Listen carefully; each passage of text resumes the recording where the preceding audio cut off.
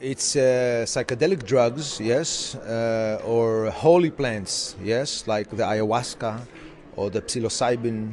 These are holy plants that have cultural use, very beneficial because, for example, people who use psychedelic drugs, and either the Indians or in Mexico or in Brazil, use psychedelics, they have less drug use in the community, yes, less alcohol, less violence, and so forth. There are many beneficial aspects for these holy plants, and unfortunately, UN conventions, yes, which is relevant to why we're here, prohibited the use of entheogens. These are called entheogens, teachers' plants, and this prohibition causes great harm to society because, for spiritual reasons and for strengthening the individuals, these holy plants are very important both in the indigenous societies and in the West. I was invited to attend the conference because I'm treating drug addicts with Ibogaine. Ibogaine is an African shrub that we've been using the last 20 years to treat heroin, cocaine, alcohol, and nicotine drug addicts. And I'm part of the original 4 people who started it, and now there are 30 or 40 clinics around the world using Ibogaine for a variety of addiction treatments. Well, Ibogaine, in its botanical name, is called Tabranente iboga.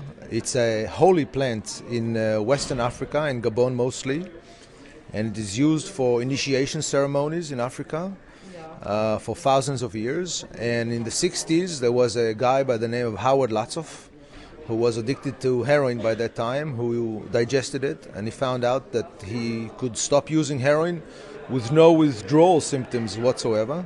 And today, there are already 282 papers published on animals and humans in the scientific world. And most people stop using heavy drugs or hard drugs after Ibogaine. You lie in bed, you take the pills, it releases suppressed memories, it allows you to deal with the traumas in a very constructive way. It's like a psychiatric catharsis.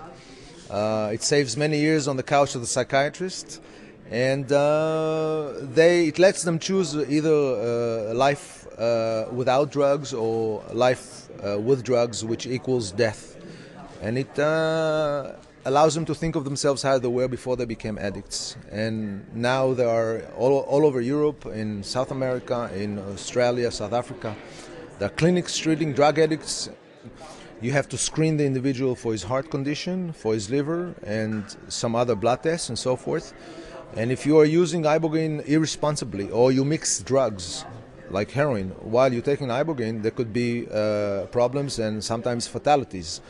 But I wrote, and it could be found at the Ibogaine dossier or ibogaine.org, a treatment manual, how to treat people with Ibogaine. And if it's done safely, then there should not be any problem, and all the beneficial aspects of Ibogaine can be acquired. In Israel, we try to do a clinical trial with Ibogaine because we, in the last 20 years, try to make it an official medicine through the FDA, the Food and Drug Administration. And we never had the money, and the pharmaceutical companies were not interested because they want drugs that can be given every day or for long periods of time, and Ibogaine is given once or twice. We have an approved protocol by the Ministry of Health to detox 12 heroin addicts to show how effective Ibogaine is for the elimination of withdrawal symptoms from heroin. That's what we try to do in Israel. And I highly recommend governments to look into it because the arsenal, the tools available to fight hard drug addiction are very limited, and most of them are maintenance therapy like methadone or buprenorphine and so forth. And Ibogaine, you give it once or twice to an addict and it can stop, in most cases, stop taking drugs.